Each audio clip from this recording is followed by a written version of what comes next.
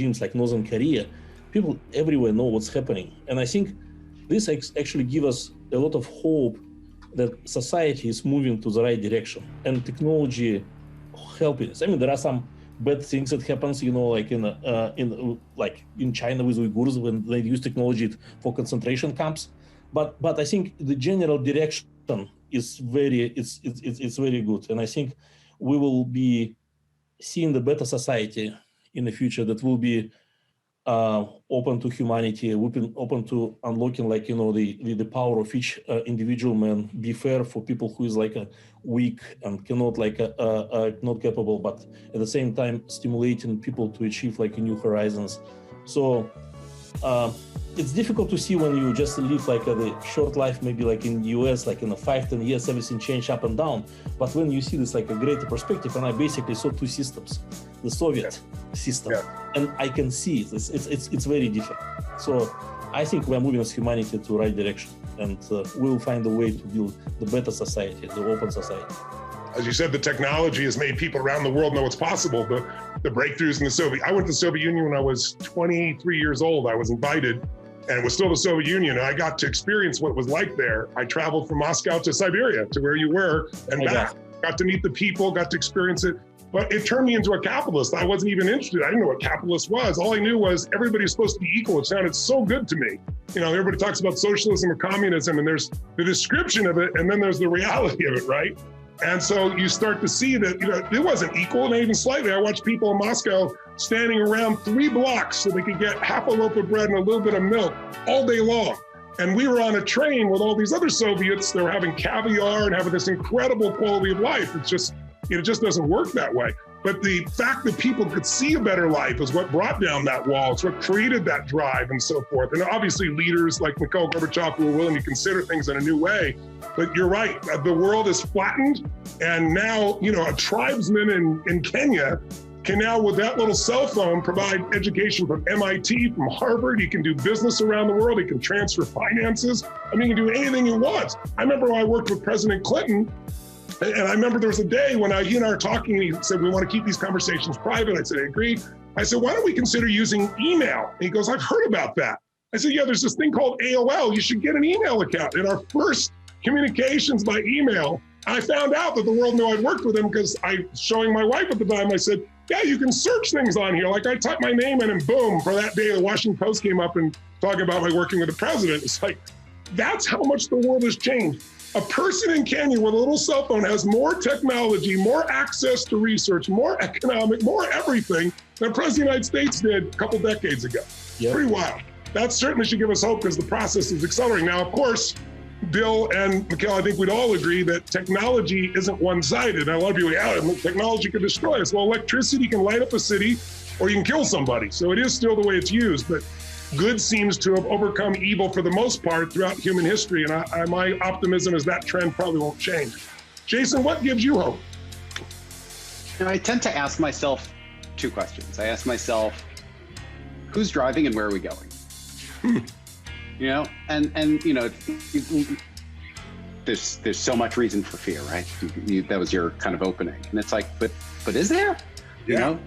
I think about the future of energy, and I think who's driving, and Bill's driving, and where are we going? and then I think about myself as an entrepreneur. I think every entrepreneur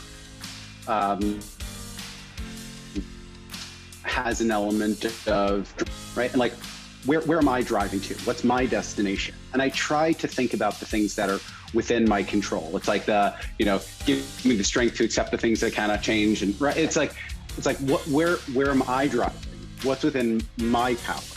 And to get caught up on is climate change a real question? And is it a real threat to humanity? Absolutely. But just to focus on the question, we're not going anywhere, right? All we're doing is we're in bumper to bumper traffic, screaming about how terrible it is. But little do we know that we're headed to the promised land, right? That's sort of what I think about is where are we going and who's driving, and then I ask myself, am I driving and where am I going? And if I'm not driving, then I know that I'm looking at the question or I'm looking at the situation wrong, and I look at what can I do right now to get to the destination that I want to get to. And you just hit on what I found the most successful people, regardless of entrepreneurs. And I always tell people there's 3 questions that we're always asking, 3 decisions. And one is, what are you going to focus on, right? Whatever you focus on is what you're going to feel, true or not. If you think of the worst possible scenario, you're experiencing it now. It's why that old phrase, coward dies 1,000 deaths, courageous person once, so it's a real problem, you handle it. Because what's wrong is always available, but so is what's right. And so hearing you, the second question that people see is when they're asking what am I going to focus on, do you focus on what you can control or what you can't control? And you already said what you focus on. I focus on what you can control. Focus on what you can't control. You keep focusing on what you don't have instead of what you do have. You keep focusing on the past. You get those 3 patterns, you're going to be pissed off, frustrated, depressed. But successful people focus on what they can control. They focus on what they do have and how to use it to add more value. And they tend to focus on the present and the future as opposed to the past you can't change. Beautiful, Jason. Bacon, rounded off with you. What gives you hope? I know you have more than hope, optimism, excitement about the present and future. When things look poorly, what do you focus on? What gives you hope? Well, first I'll say I have absolute certainty that the future is going to be better than it is today. And we have tons of evidence of this. And what it comes down to for me is actually what Prime Movers Lab is about. It's about science and service. More abstractly, it's about matter and spirit. And if we look at both of these realms, we are having tremendous progress. Civilization from a material level is defined by an infrastructure of energy, transportation, and communications. If you look at any time there's been a step change in any of these things, the Industrial Revolution, the printing press, the average human being's life has gone upwards in life expectancy, but more importantly, in quality of life during that life expectancy.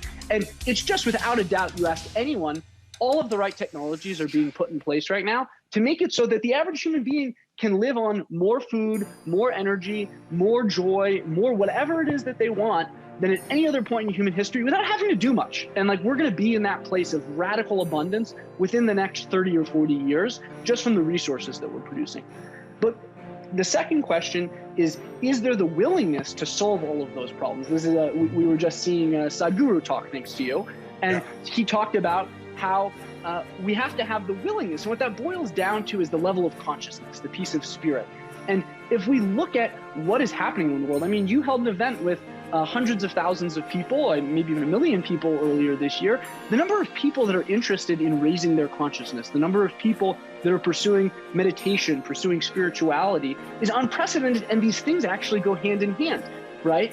In a world, at least in the West, where people are freed up of maybe some of the day-to-day drudgery of a particular job, there is more time to invest in themselves. There's more time to go after what is life really about for me in the big picture. And I just think